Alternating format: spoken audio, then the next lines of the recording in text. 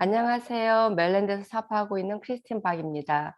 오늘은 열정 높이기 부분의 강의를 맡으면서 제가 좋아하는 박형근 사장님의 강의를 한 7가지 들으면서 그분이 말씀하시는 그 7가지 강의 중에 그 공통점을 좀 뽑아서 저한테 맞춰서 좀 한번 이렇게 종합해서 뽑아봤어요. 그리고 제목을 이제 할 거면 똑바로 하자라는 제목으로 가지고 나눠보겠습니다.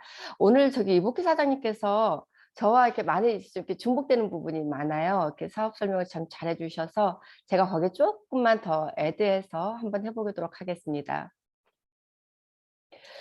이복희 사장님께서 전해주신 그 STP를 통한 현실 점검을 한 후에 저희들 모두 다 비사분면으로 넘어왔잖아요. 그래서 저희들은 이제 그 비사분면으로 넘어오면서 결심을 하고 결단을 했을 거예요. 그래서 그 결심과 결단의 차이점이라기보다는 그 사전적인 의미를 찾아봤어요. 결심은 무엇을 할 것인지 안 할 것인지의 선택이라고 나와 있고요. 결단은 결정적인 판단을 하거나 단정을 내린다라고 이렇게 사전적인 의미로 써 있더라고요.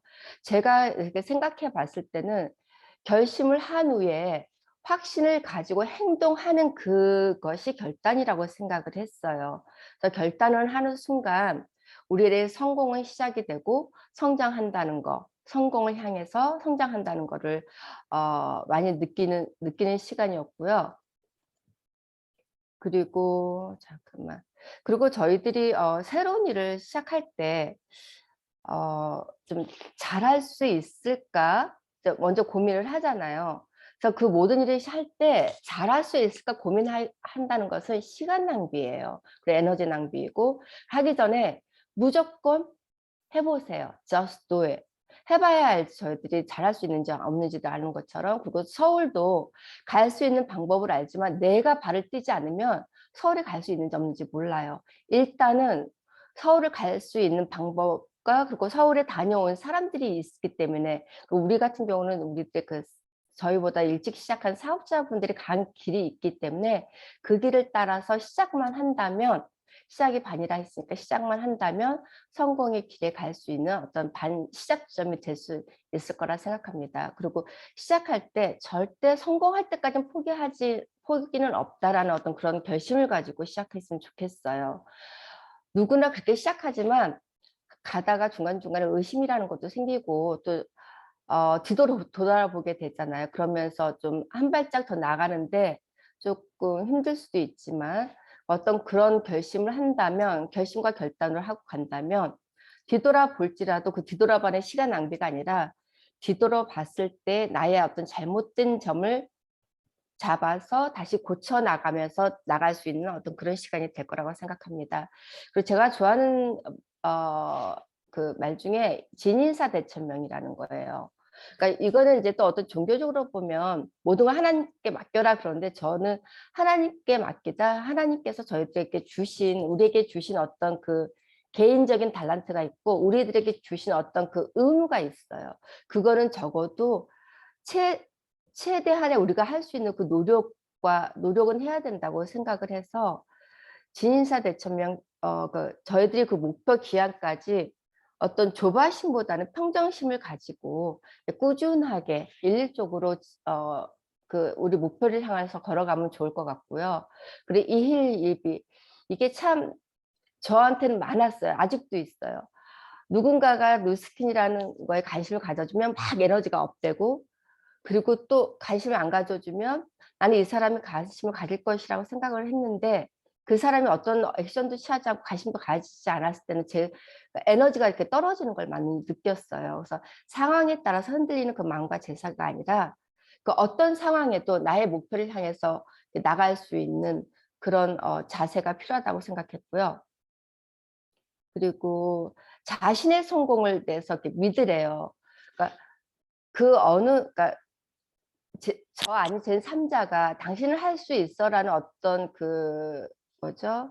그 응원을 해주는 것도 많이 힘이 되지만 내 자신 스스로를 칭찬을 하고 내 자신에게 스스로에게 긍정의 힘을 불어주어서 힘을 줬을 때 더 큰 에너지가 나오는 것을 여러분도 느꼈을 거고 저도 지금 느끼고 있어요. 그래서 할 수 있다고 늘 외칠 수 있는 그런 마음의 자세로 시작했으면 항상 이렇게 진행해 주셨으면 좋겠고요.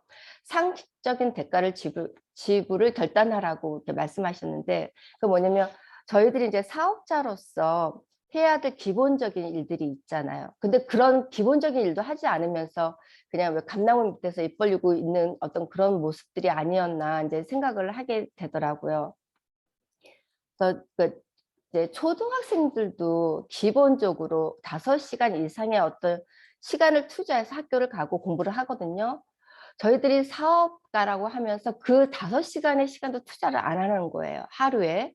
아니면 일주일에 그 5시간조차도 투자를 안 하는 제 모습을 보면서 참 이 부분에서 많이 찔리더라고요. 그러면서 내가 감히 사업자라고 말할 수 있을까라는 어떤 그런 반성도 하게 되는 시간이었습니다.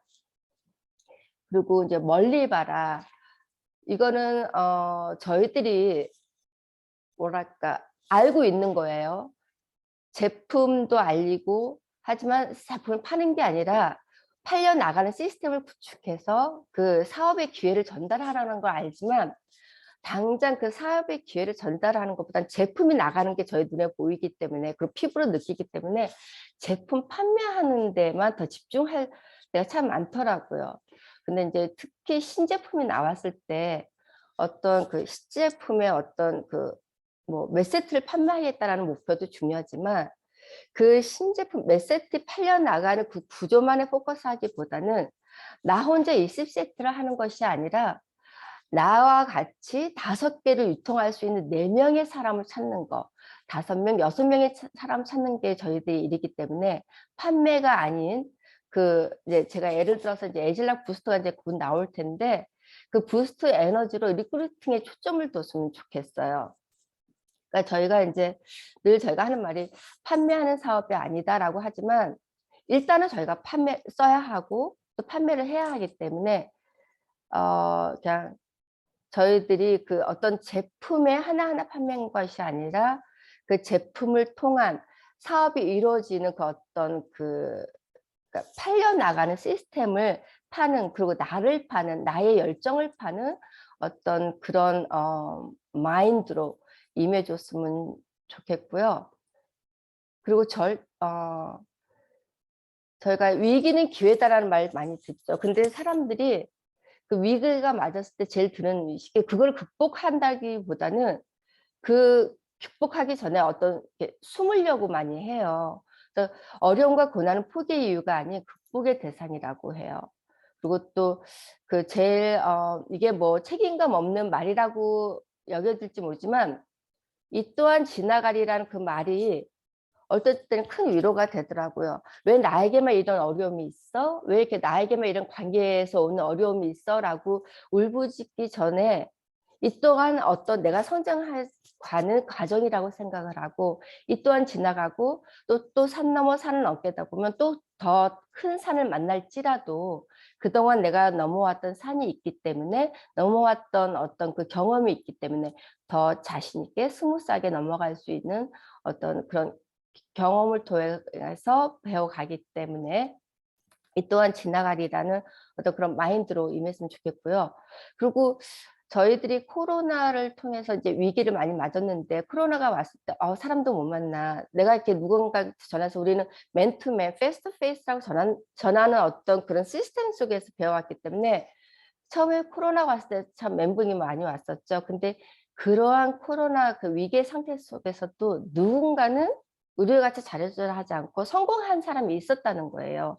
그 사람들에게는 그 위기가 아니었을까요? 그 어려움 중에서도 다른 방향의 방향을 틀어서 어떤 자기들만의 이렇게 방법을 찾아서 성공한 그들을 보면서 죄송합니다. 그 위축되어 있지 말고 그들과 같이 우리도 또 우리들만의 또 다른 길을 찾아갈 수 있는 그런 좀 성숙돼 있는 그런 사업자가 됐으면 좋겠고요. 문제를 바라보는 자세를 바꾸는 것, 그 상황이 바뀌지는 않아요. 하지만 그 상황을 우리가 다르게 바라볼 수 있는 어떤 눈이 필요하다고 생각을 해요. 그러니까 고정관념에서 벗어날 수 있는 그런 기회가 되기도 할 거고요. 그리고 어떤 문제를 바라봤을 때 부정이 왔을 때 부정보다는 어떤 긍정의, 그러니까는 의도적인 긍정의 힘으로 버틸 수 있는 어떤 그런 마인드를 좀 자꾸 심어줬으면 좋겠고요. 그리고 제가 이제 오프라인과 온라인의 그 시스템에 대해서 이제 차이를 느끼면, 저는 그 오프라인에서는 제가 직접 발로 뛰어야 되는 부분이지만 온라인 시스템이 있으면 저한테 참 좋았던 거 뭐냐면, 저 혼자 여기 멜랜드에서 사업을 하고 있다 보니까 그 미팅에, 그러니까 뉴욕이나 뉴저지의 그 사업자분들이 함께 모여서 미팅했을 때 제가 제일 부러웠던 부분 그분이었거든요.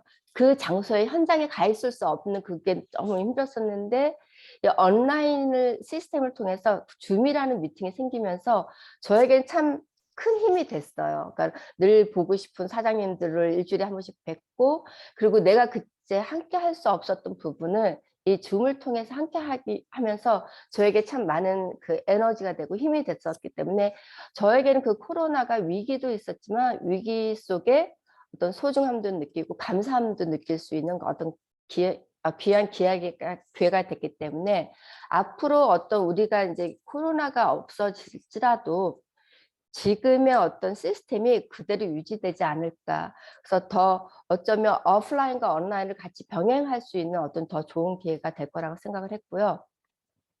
이제는 저희가 현실 점검을 안 해도 세상의 흐름이 알려주기 때문에 저희들이 그냥 그 세상의 흐름에 맞춰서 저희의 어떤 자세를 바꿔가면서 임한다면 더할 나위 없이 큰 시너지를 이룰 수 있을 것 같고요. 그리고 소 그룹을 키울 수 있는 어떤 더 절호의 찬스인 것 같아요. 저희가 오프라인에서만 움직인다면, 저희가 어딘가 찾아가야 되고 어떤 장소를 이렇게 빌려야 되고 어떤 그런 벅참도 있었지만, 이제 줌을 통해서 어떤 그 온라인 시스템을 통해서 1대1로도 충분히 쉽게 미팅도 가능해졌고 전달할 수 있는 강해졌기 때문에 소그룹을 키우고 그 그룹을 키워 나가는데 큰 이익이, 아니 좀 장점이 된 것 같기도 하고요. 그리고 개인 시스템을 이제 업그레이드 할 수 있는 어떤 그런 기회가 됐던 것 같아요.